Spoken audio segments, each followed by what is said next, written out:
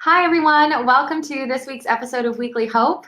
I'm Kirsten Hagland, and I'm so glad that you are here. If you are new to the show, so we here at Eating Disorder Hope, we like to bring in experts, clinicians, recovery advocates, people with their own stories from across the field of eating disorders and mental health to share their perspective, answer your questions, and talk about trending topics in the field of mental health. So that's what we do here. We're here every single week, sometimes 2 times a week, actually. And we like to bring the experts to you. And of course, a big part of the fact that we love to do this on Facebook Live is that you're here. So throughout the show today, and if you come and join us again next week or the next week or the next week, that you feel comfortable to comment, say hello, share your name, maybe where you're signing in from. We do and are delighted to get people from all over the world to sign into this show. So if you are with us, please let us know. That's the whole point. We want this to be a conversation and we want to hear from you. So throughout this episode and throughout episodes down the line, just want you to know that you are heard and you are welcome here. And we really value your voice and your questions. So that's what we do here. If it's your first time, welcome. Super cool to have you. If you're joining us again, because I know we've got some really cool people who join us every single week, then welcome back. And we have Peggy here. She says hello from Rochester, New York. I'm new. Hey Peggy, good to see you. And I would be completely remiss if I did not introduce my unofficial co-host of this show. I am just one part of a team, and this is Elsa. And she is always here sitting on my lap to make sure that everything goes completely smoothly, which it doesn't always due to technical difficulties, but we do the very best that we can to make sure that all runs smoothly. So we have a really great show for you guys today. I'm I'm always excited about our guests because I try to make sure that we book really cool, interesting people with different perspectives and different experiences, but I don't always get to have a friend on the show. Someone who I knew before and is a friend. And today is one of those days where I get to invite one of my friends on the show. She is a really inspirational woman in and of herself, but she has done incredible things and continues to do amazing work. And I want to introduce her to you. And then we're going to talk about her own recovery journey, but then also a little bit about what she's working on now, and specifically about burnout, which is a growing problem, as we know. Maybe it's always been a problem, but people are just more aware of the symptoms and the problems that it can cause now. But she coaches some really top of the line people in this. So she's kind of the expert on how to beat burnout. So we definitely want to get Sarah's perspective on that. So without further ado, let's welcome, hold on, I'm gonna hide this comment here. Let's welcome Sarah to the show. Sarah. Oh, hi, here's Susie. Susie wanted to join us too. She's at the puppy party. That's Susie and Elsa. I'm sure they would be very good friends. She says, hi. We are such dorks. Look at us, two blonde, dorky women with our little white dogs. I know. Maybe it's a Michigan thing. Definitely. So Sarah and I are both from Michigan, and we have Midwestern blood in our veins. Now, Susie, is Susie a Maltese or a Shih Tzu? You. He's a Shih Tzu. Okay. Oh my gosh. Okay.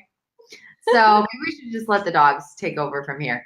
But they're way cuter than us. I guess. Yeah. So Sarah, I'm just going to read a little bit of your bio for people in case they didn't get to see it on the website earlier, just so they get a sense of who you are and what you do. So Sarah is a certified executive well-being coach. She's a speaker and the founder and CEO of Innerform Inc. Her passion for helping people thrive began after her personal struggle with obesity and depression as a professional musician and opera singer, which we're going to hear all about. Sarah then developed the Innerform A+ method, which is a proprietary coaching method designed to guide clients on their own personal path to well-being. When not coaching, Sarah spends her time supporting cancer research and prevention. She works closely with the National Foundation of Cancer Research and sits on the advisory board of Genius? Yeah, Genius. Genius, which is a T-cell therapy company. So lots of good work, huge heart, and super brilliant. So Sarah, really thankful that you could join us, and can't wait to hear a little bit more about your story. Well, I know parts of your story, but I can't wait for everyone to hear it too. But first of all, you're joining us from New Jersey or New York right now? Mm-hmm. Yeah. Okay, perfect. Well, and I had to tell you this is really cool. I met Sarah a couple months ago. Oh gosh, no, it was more than a couple months ago now.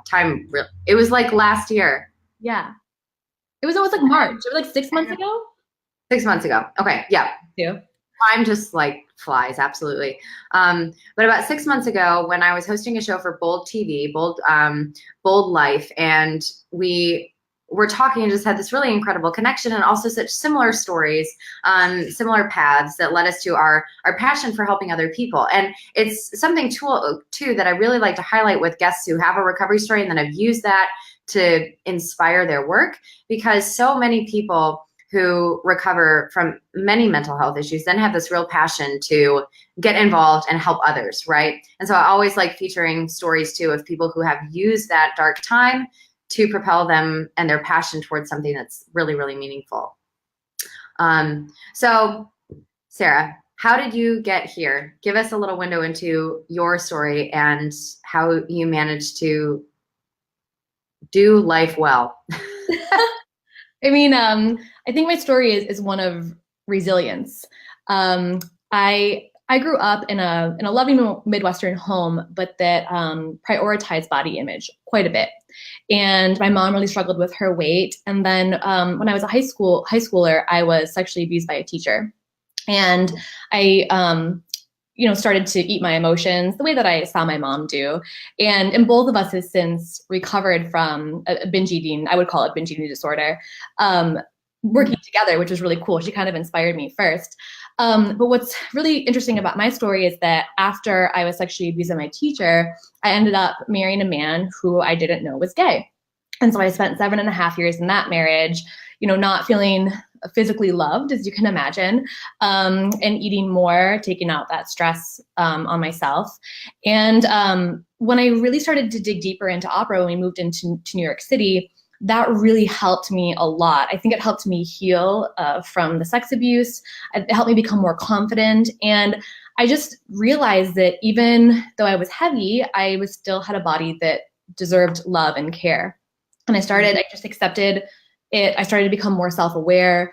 I started to keep track of what I was putting in my body in a really healthy way at the beginning. Right. And exercising, and I started to lose the weight. And then I started to get all the comments from friends and family like, oh, you look so great, you look amazing. And then the goal started to be about losing weight as opposed to being about, just taking care of myself. So I started to go overboard. I went into ketosis to lose weight. I was doing boot camp sometimes twice a day, just crazy stuff. And so I actually lost about 90 pounds. But at the end of that 90 pounds, I was just as unhealthy as I was when I was heavy. When I was unheavy, I had PCOS and high cholesterol.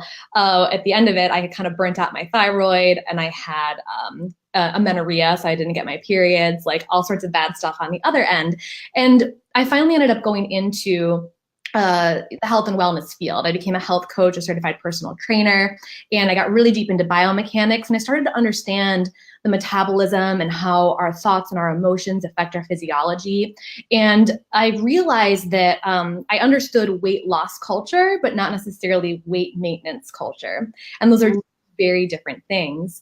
And so I totally changed my teaching. I changed my perspective. I had to gain about 20 pounds back and then lose another 10 healthily. The way that I lost that extra 10 was just reducing stress level, doing healthy movement, and putting nourishing food in my body. It wasn't really like I was counting calories again. Yeah.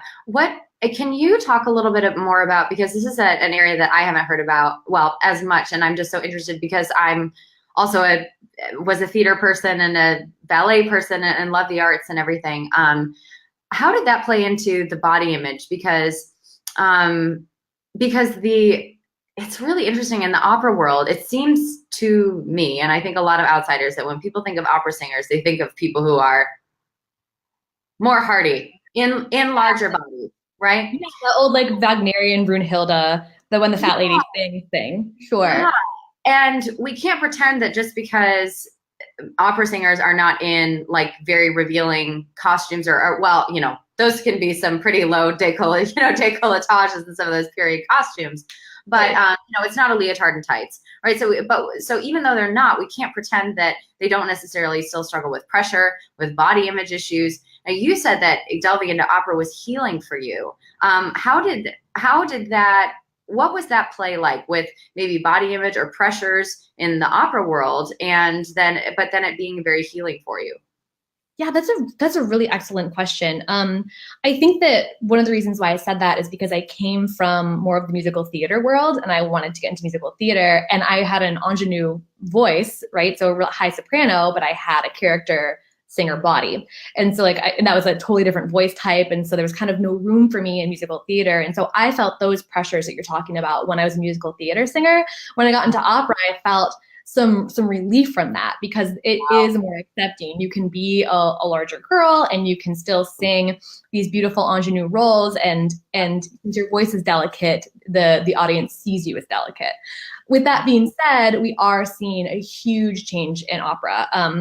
Once I started to kind of leave opera and move more into the health and wellness industry, I started noticing that the auditions were asking for full body image shots.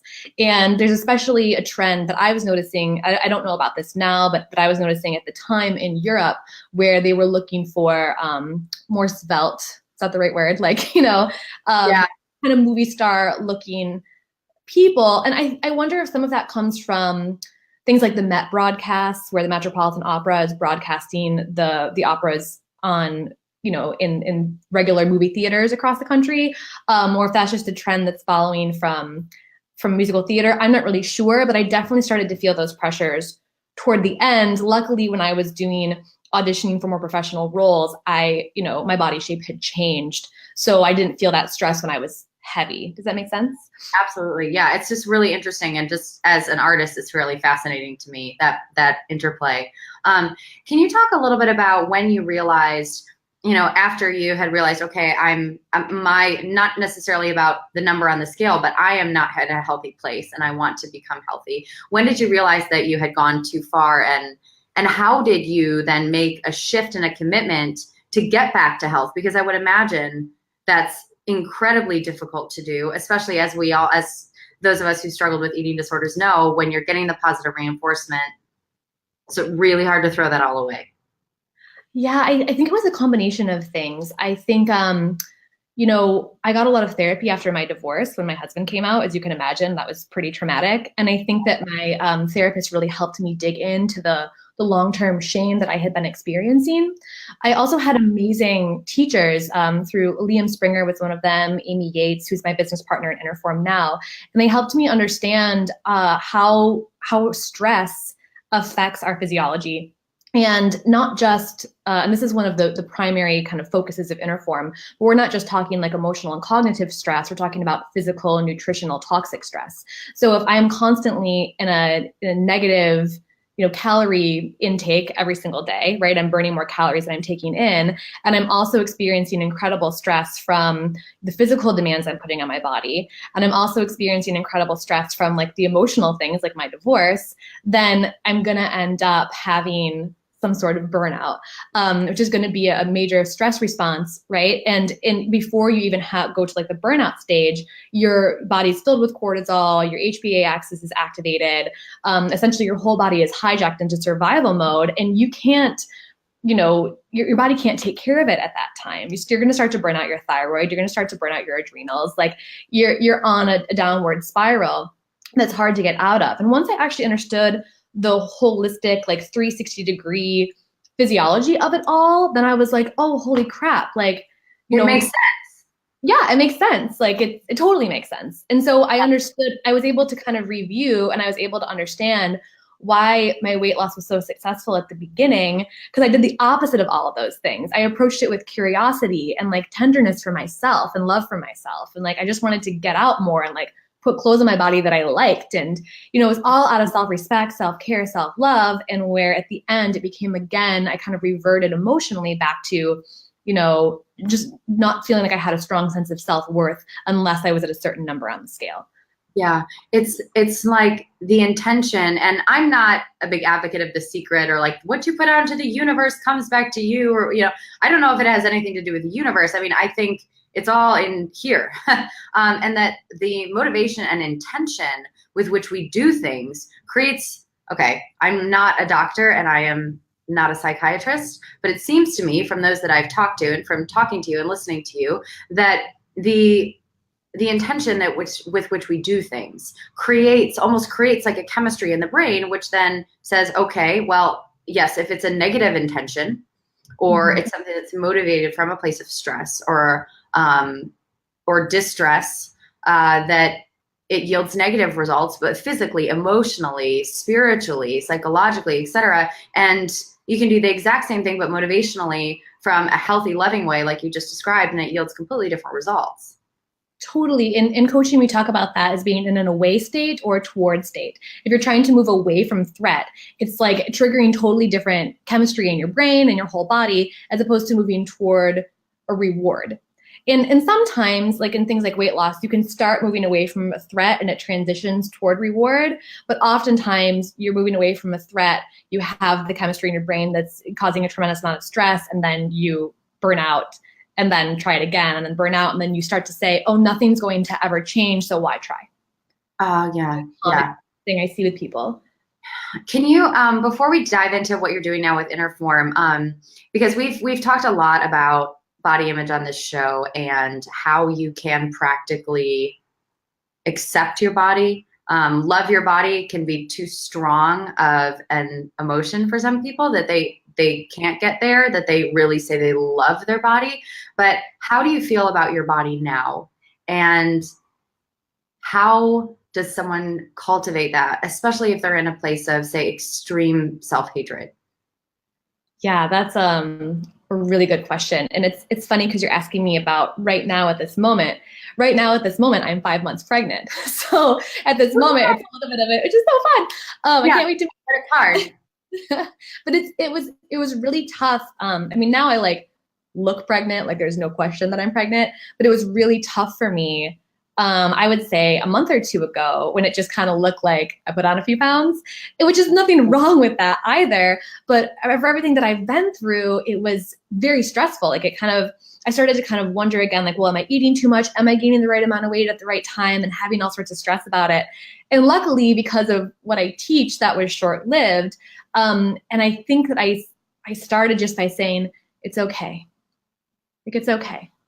You don't have to be perfect. You're not going to eat everything perfect. You can't keep half of it down. It's okay. Like, it's okay.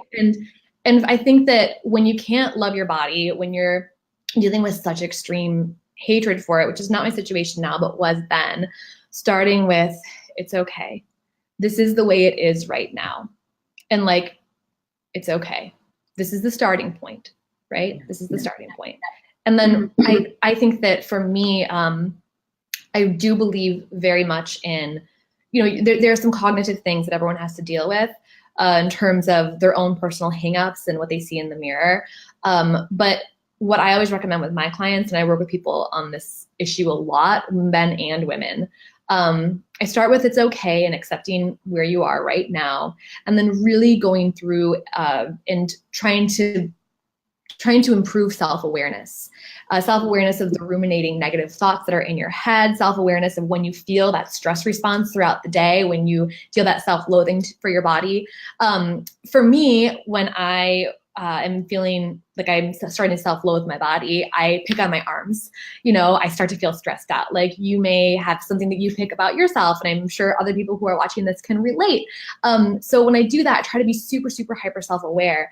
And sometimes I will physically give myself loving touch, or I'll like rub some lotion on them, and I'll physically care for my body in order to demonstrate to myself in a very physical way, no, it's okay. They're not perfect, but it's okay.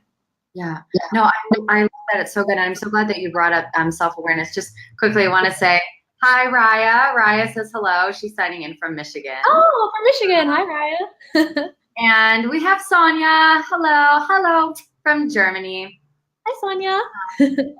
So, and if any of you new are signing on and just joining us now, we love to hear from you. So questions, comments, anything you have, you just want to pop in and say hello and tell us your name, that would be amazing. We'd love to hear from you guys. But I love that you talked about self-awareness. I still see a therapist, and I absolutely love and adore my therapist. And I've been through some kind of rough crap over the last couple years, as you know. And I was just talking with her today, and she was helping me to identify some emotions, and I was having a hard time doing that because sometimes it's like, I know I'm feeling something, but what exactly is it?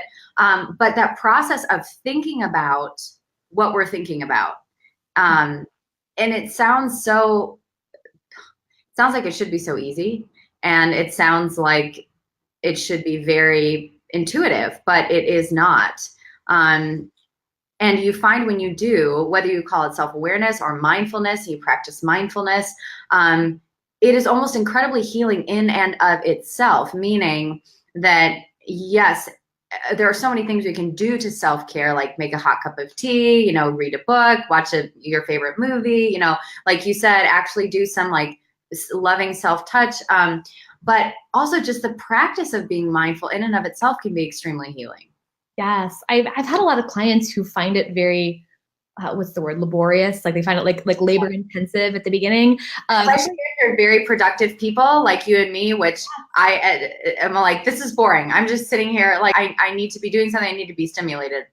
Yeah, and so by saying that, I want to mention that self-awareness doesn't always have to be just like sitting down and meditating or like taking specific time out. I mean, that's great. Like if you can do that, that's awesome.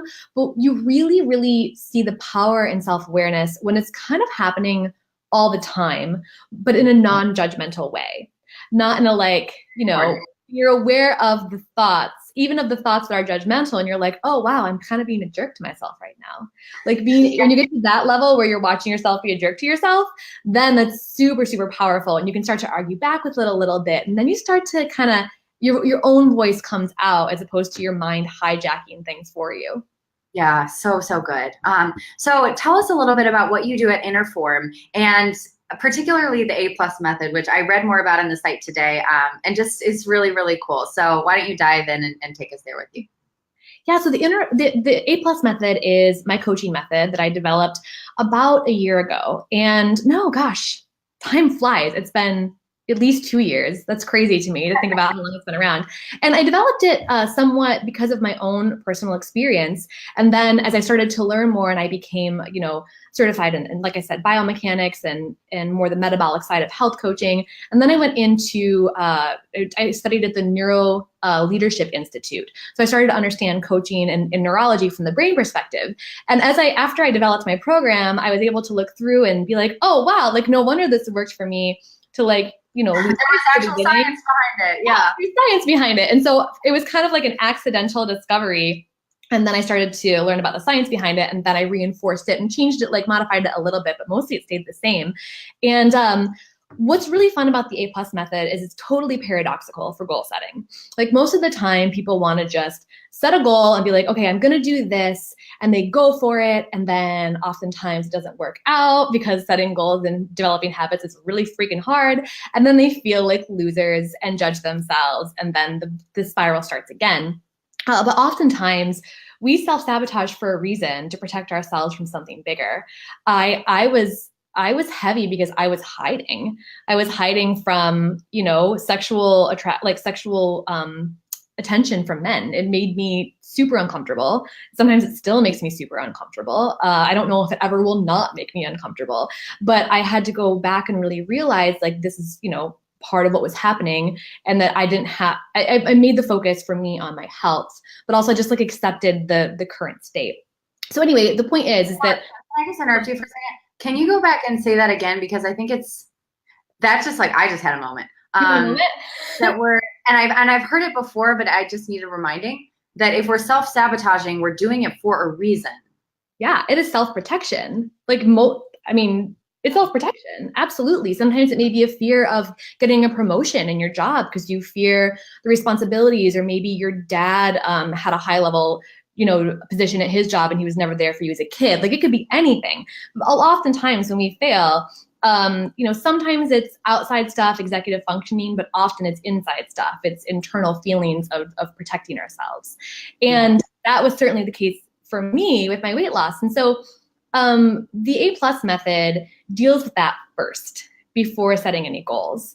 And the goals that are set are micro goals that come from a place of self-awareness. So the first step is acceptance. And that's the whole, it's okay. Like, I am here where I am right now, and I'm not the only one in the universe struggling with this. I'm not totally alone, and it sucks, but it's okay.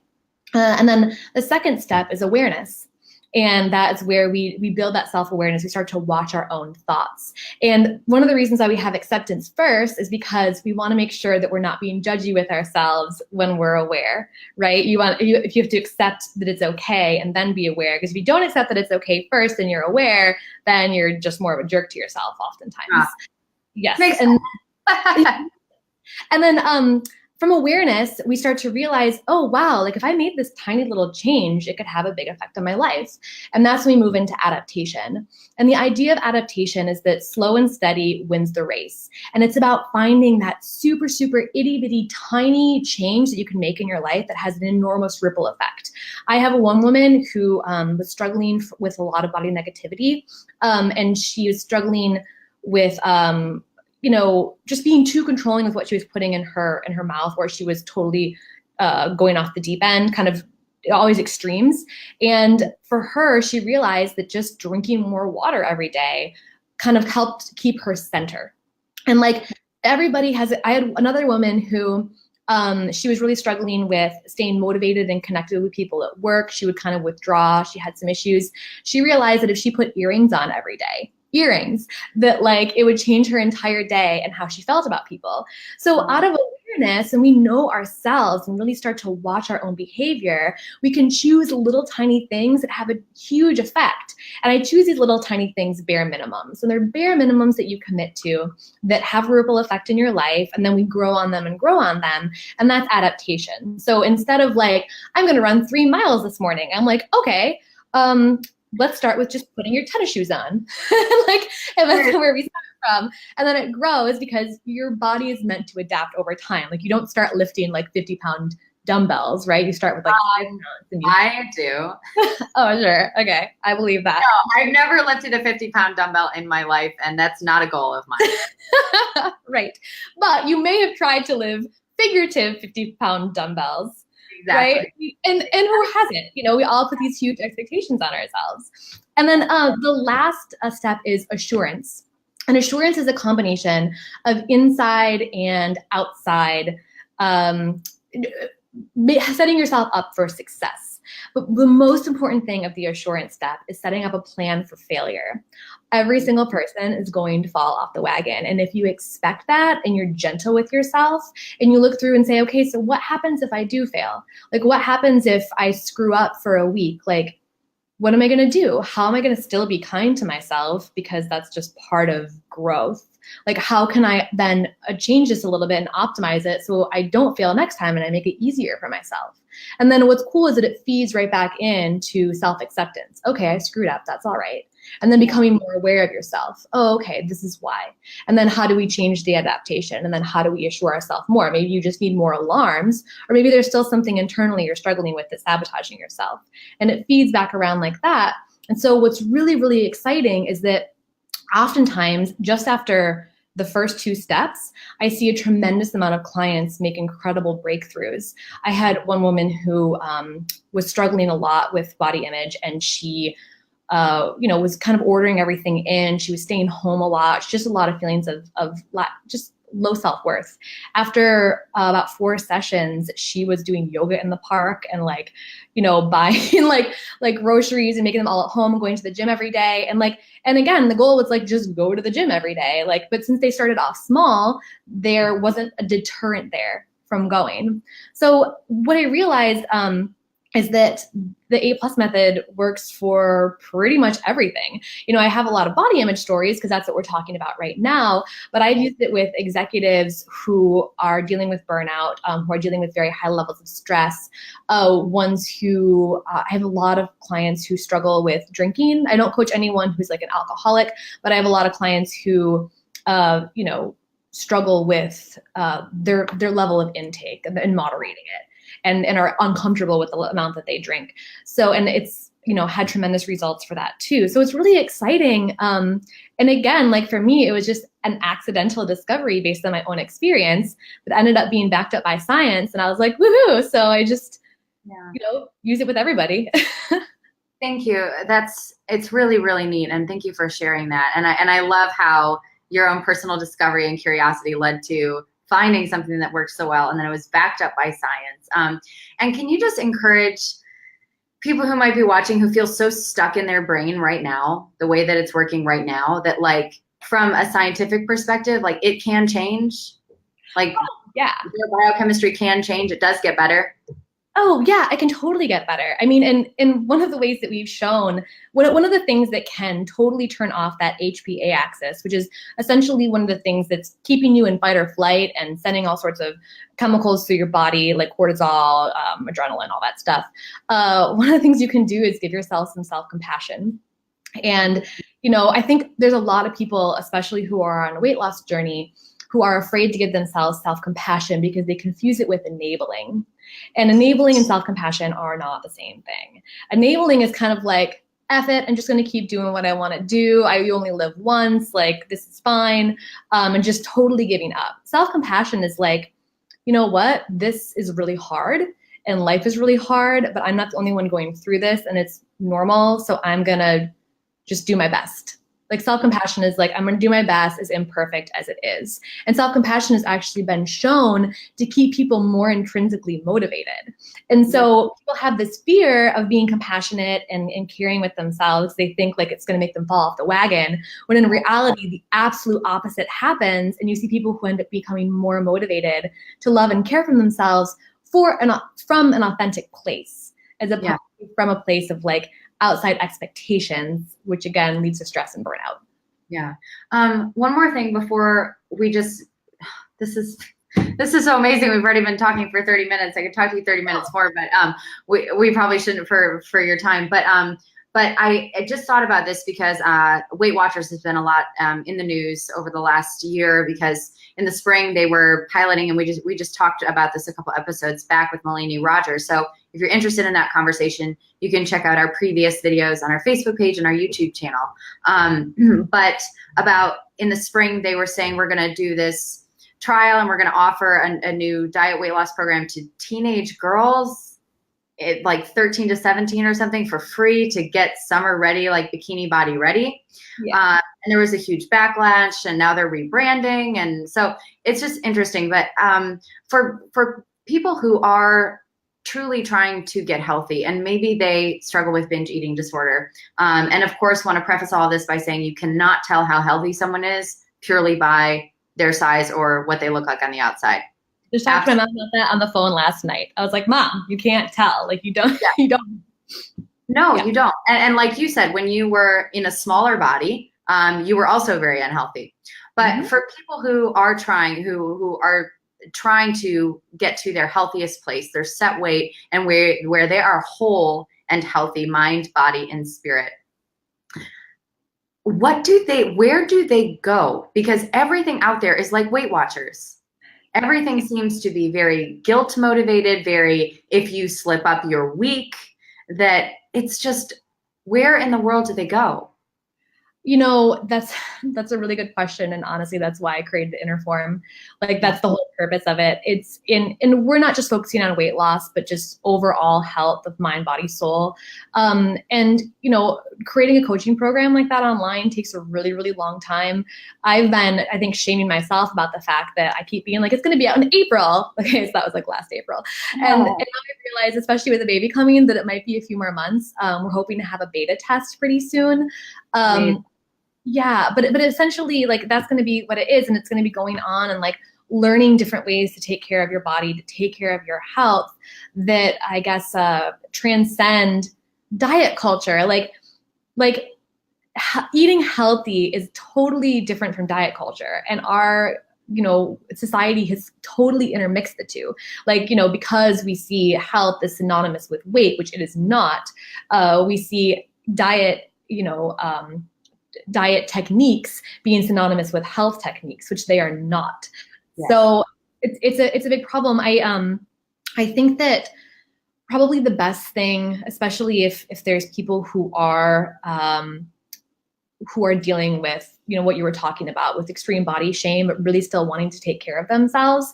The best thing I can say is move your body, put as many fresh foods into it as you possibly can. You can't go wrong there, and be gentle with yourself.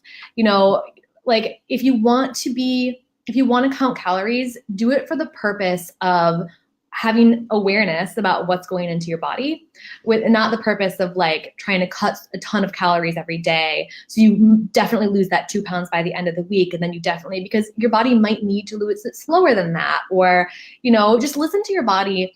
You see how it feels, move it as much as you can in ways that feel good to you, treat it with respect, and put clothes on it you love, put nourishing foods into it that you actually like. I mean, the same way that you would like, I guess a kid, I use the puppy dog analogy all the time. Like I love my dog. My dog's food, like this is terrible. It is human grade organic. It is over $5 a can. Like it's so, I try to take her on like walks every day that are just right, not too much. Give her a lot of love and attention and care. Like I definitely take better care of that dog than I did myself. And I'm sure other people out there can say that with like their children or their pets. And what I would say to anybody is take as good of care of yourself, your own body, and believe you're worthy. And if you don't believe you're worthy, that's okay too. Acknowledge that and figure out where that comes from. Yeah, so good. Thank you. And I put your website in the comments section. So if you want to check out more about what Sarah's doing, they have a really amazing website that explains everything, a lot of what we've talked about here today. So if you want to check that out, please go there. And people can contact you and reach out to you if they want to work with you, right? Right there on the website? Yeah, actually, Interform is more kind of blog style right now. If people want to work with me directly, I would go to hodgescoaching.com, and hodgescoaching.com, they can fill out a form for one-on-one coaching. Anybody who's interested in coaching gets a free enrollment session. So if you want to talk to me directly, feel free to fill that out. I love meeting new people and helping them out. And I don't mind, doing that enrollment session for free. Absolutely. Okay. So I'm going to put that, meet Sarah here. I'm going to put that in the comments section as well so that you guys can check out more about Sarah. So now we get to burnout, but we won't stay on this topic too long because I want to respect both of our time, and obviously your time is extremely valuable. And this is something that you obviously work with clients with a lot, as you mentioned earlier. And what's fascinating to me is when I moved to Switzerland, I found out from talking to people that people actually take holidays for burnout here. Oh, wow. I didn't realize that. That's so cool. Like it's an accepted thing. Like I was in a German class with someone who was on holiday from work, or his friend was. I don't think he was, because he was fine. But a friend or someone he knew was on, like literally on like a sabbatical or a holiday from work for burnout. And that's a pretty accepted thing here. Wow. And that's cool. I was shocked. Like, first of all, I was like, that's pretty cool that they would be that acknowledging about their employees and all of that, and that they would give them the time to rest and rejuvenate, to come back and be healthy. But also just that it's so normal now, that it's so normalized. But I think burnout comes not only though with a career and with a profession, but I think it must also come through, like if you're a caregiver, right? If you're caring for someone with a chronic illness, like burnout in recovery, like I've been working so hard at this and I feel like I'm not getting the results. Like and I think I was reading, there's an article on Forbes and it says it's a lot of times characterized by like fatigue, stress, and cynicism, like feeling like it's never going to happen. I've tried it a million times, so why should it happen, sort of thing. Yeah. So I think what I'd love to know from you as the expert is, how do we recognize it? How do we prevent it? And, or I guess in a different order, how do we recognize it? How do you get out of it? And how do you prevent it for the future? So recognize it, get out of it, and prevent it? Yeah. Yeah. So I think that burnout happens when people start to withdraw. suddenly you're not checking your voicemails. You don't want to go out with your friends on the weekends. You're kind of hoping that they'll cancel. You don't really want to engage with anybody. You just want to sit in front of the TV. And that way, that can also happen when you're not burnt out, right? Because that's definitely sometimes, yeah. But then that's a really good indication that maybe you're doing too much. You know, that's a good indication. Yeah. So I think, again, like we talked about self-awareness so much today, but it is absolutely paramount for both, body image and for burnout. I mean, if you are aware of yourself and your needs and you're able to recognize these things, like, wow, I'm not sleeping through the night very well. I'm waking up a lot. You might have too much cortisol running through your system. You might be too chronically stressed out. And it's going to be a precursor to burnout. Or if you get to the point where you're calling in sick from work just because you can't deal with those people today, like, you could be looking for a burnout. And in recognizing that, I think is really important. In terms of getting out of it, I think getting out of it and kind of preventing it from happening again is the same thing. And that's actually what I was thinking when you told me that they have like burnout holidays. I'm like, well, I mean, one burnout holiday and like, I don't know, like why do we need the burnout holiday? Why do we need the burnout holiday? Like, why can't we just live day to day in more moderation? And I think that's because we put so many expectations on ourselves and our society.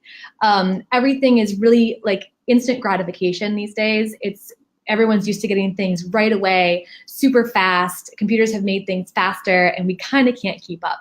And so I notice in my clients that when people have burnt out, that oftentimes they experience catastrophizing, where they see if something's going to happen in the future, like one thing's going to go wrong, so everything's going to go wrong, right? So they really make a mountain out of a molehill, is the old saying.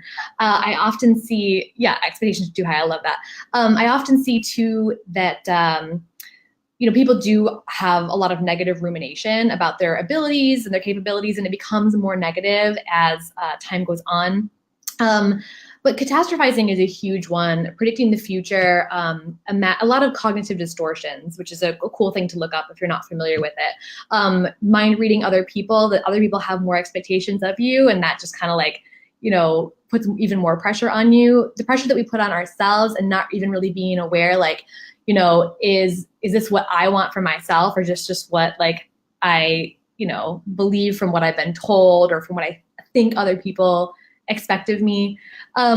So a lot of that, but most of it's expectations and pressure being too high. Oh, not being patient with yourself and feeling like you have to swallow the ocean in an entire day instead of taking sip by sip, right? So not setting realistic deadlines, or feeling ashamed if you're not able to meet those deadlines because they weren't as realistic as you thought, or there was some barrier that was in the way. So a lot of it is, I think, shame of not being able to reach high expectations, and that causing a stress response, and then it continuing, and then you burn out. So how do we prevent it? What's the answer? And does part of it have to do with, just read a really great article and posted it on our Eating Disorder Hope Facebook page actually a couple days ago about busyness, and that it seems like, and I notice this when I speak on college campuses, that there seems to be like this crazy competition to who can be the busiest, and that productivity equals worth. But that is just destroying, it just is destroying people. Yes, I totally agree. And that's a cultural thing that we've developed, totally. And it's funny because like you hear about, like my grandpa worked on a farm. He was actually like had the Clydesdales and like the I love it. Yeah. Like Amish style. And he worked hours and hours and hours a day, and he loved working. He's never indicated anything that even was close to burnout. And I think that's also because he had a lot of fun time. There was big meals with his family. There was a lot of community. There was a lot of, traditions and things like that. And we've lost some of that in our culture, as you have people who are more independent. They, eating dinners alone more often. They don't have that community that they used to have. And that is also one of the major things that can help burnout. So I think that it's up to the individual to, again, be really self-aware and allow themselves self-compassion, being gentle and kind with themselves enough to say, you know what, like, I can't swallow the ocean in an entire day, and I shouldn't be expected to.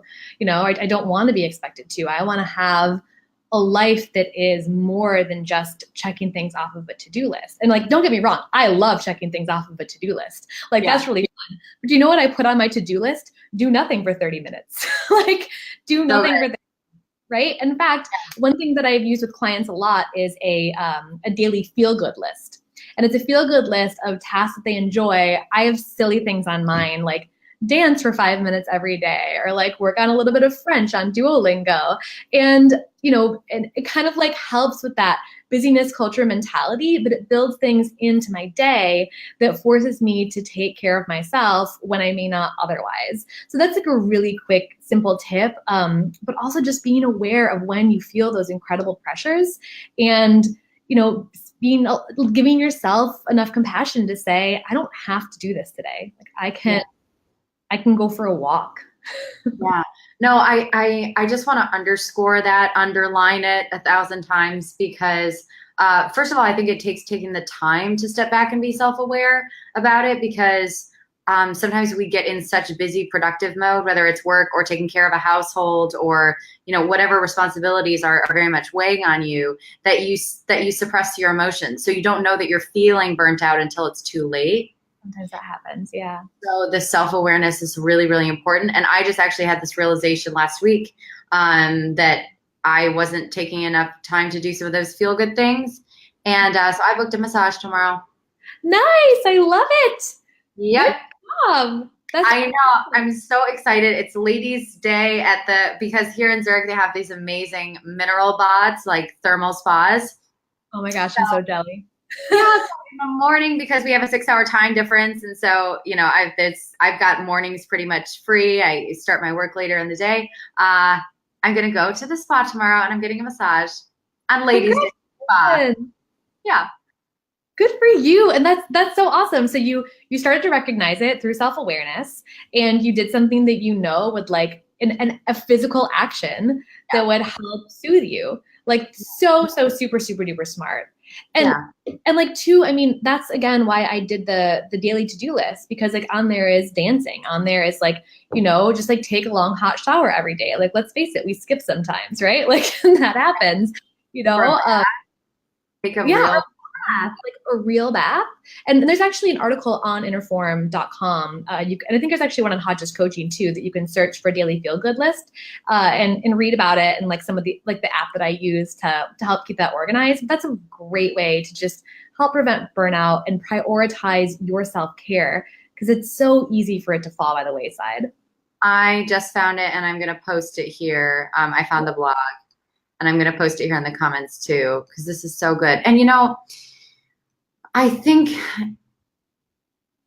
when you're in the cynical place of either being burnt out or in a place in your recovery where you feel like it's never going to get better and you're doing all this work and nothing's working and all that, it can be very easy to hear things like we're talking about and say, oh, that's too easy, or well, that's too simple, or it's more complicated than that, or my situation's more complicated, or that will never work for me. I mean, do you remember that voice? Very, very much remember that voice. Hold on, feel good list. All right, post that so it goes in the comments. But I just want to encourage people that yes, it's complex, and yes, life is complex, and we're all very, very complicated beings. But taking from what Sarah said earlier, I loved when you talked about adapt. And that it can be small, little tiny things that are very, very simple that end up having a big ripple effect. Like just try one of these things. Like just try writing dance for 5 minutes is gonna like solve my burnout. Like just try it. Just do it. But and that's the thing is every person's going to have their own solution and their own answer. But if they truly accept that the situation they're in and really turn up that self-awareness, the answers will be made clear to them, Yeah. Absolutely. Sarah, this is awesome. Just quickly before we go, sorry, I missed this question. Raya says, how do you get over the feeling that in order to take time for yourself, how do you feel like it's not being selfish? That's a great question. Oh, that's a great question. There's the old saying, you can't pour from an empty cup. I think that oftentimes, we have this, especially caretakers suffer from this feeling of being selfish. And I think that, when you start to understand the stress response, you start to realize that if you are in a constant state of chronic stress and you're constantly looking toward burnout and you're not adequately taking care of yourself, that you are actually compromising your ability to relate and connect with others. You're completely turning off your prefrontal cortex, and you're unable to be curious, you're unable to be creative. And so we have this feeling of like, oh, I have to deny myself time because it's selfish, when in reality, if you give yourself time, you can give yourself more to others. You can connect with your community better, you can be more creative, you can, engage with those whom you love and be more present in that moment. And so a little bit of understanding about brain science and how that this perspective of it's being selfish doesn't really match up, I think is important. Yeah, so good. Thank you. Yeah, that's a really, really great point, and that it's almost paradoxical that we think we need to give more, and completely deny ourselves, but actually it's retroactive, or not retroactive, but it's counterproductive. Yes, the word I'm looking for. Yeah, so good. Thanks for your question, Raya. I hope that was helpful. So awesome, Sarah. Thank you. So awesome to talk to you. Yeah, thank you so much for joining us. Thank you for sharing your story. And it's really cool. We haven't had someone who has a journey like yours. Elsa, you want to come say goodbye? Elsa. She's sleeping. Elsa. I think you. Elsa, come here. Elsa. Hold on. I have to make sure she's okay. We both have, how old is she now? Elsa. Oh, she's okay. I mean, she usually comes immediately, and she was snoozing. I'm sorry I woke you up from your dream. She was probably dreaming about like doggy heaven or a bone or. So out of it right now. She's like, Mom. Yeah, she's like, what are you doing? I was having the best nap. But yeah, no, thank you so much. And I hope maybe you'll come on again. We're booked all out through December, but hopefully you'll come on in the new year. Because that would be great, and we can tackle another topic. But this was really, really cool, and I hope that people will go to your website and check out the blog and check out all the resources that you have there. And like I was saying, though, it's really neat. We haven't had someone with your story on before, and it's really cool and very interesting, and I hope that people were able to relate, because it's just, I think a lot more people have that experience and don't talk about it very much. So your openness and vulnerability was really, really cool. Thank you. Thank you. Thanks for being a warm and welcoming platform on which I can tell my story. It's good for me too. Absolutely. Yeah, for sure. So we'll say goodbye to Sarah. I'll say goodbye to everyone else, and we'll talk in a minute. Okay. So anyway, just wanted to say goodbye. Oh, the Kirsten Hagelin Foundation says absolutely wonderful. And if you may be wondering, the Kirsten Hagelin Foundation is usually my mom. So thanks, Mom, so much. I'm so glad that you tuned in. But thank you guys so much. I really, really appreciate your being here and the good questions. So, and if you're watching this later and we're not live anymore, feel free to ask questions, introduce yourself, still say hello. We come back and check the comments. So would love to offer you resources. And also we've got a ton of articles on eatingdisorderhope.com about binge eating disorder, about diets and the diet mentality. So check us out there as well. And of course, every week we've got a new episode or two of Weekly Hope. So if this is something that was meaningful to you and you enjoyed it, please keep checking back on our Facebook page, on our Instagram, because we've got new episodes every single week. And of course, please share. If you have someone in your life that may be struggling, that you love, for whom this might be helpful in some way, please feel free to share this. We just want to be a resource to people who need it. So that's what we're all about. All right, wherever you may be in the world, thank you so much for joining us. I hope you have a beautiful, blessed rest of your day. And just two words that keep coming up in my mind from our conversation with Sarah today: self-awareness and self-compassion. Take that time to actually be aware of what you're feeling and thinking, and have grace with yourself. It's incredibly powerful. So, all right, well, that's it for me. Bye, guys. Elsa says goodbye or good night. She's probably going to go back to sleep, but ciao. We'll see you next week for another episode of Weekly Hope. All right, bye.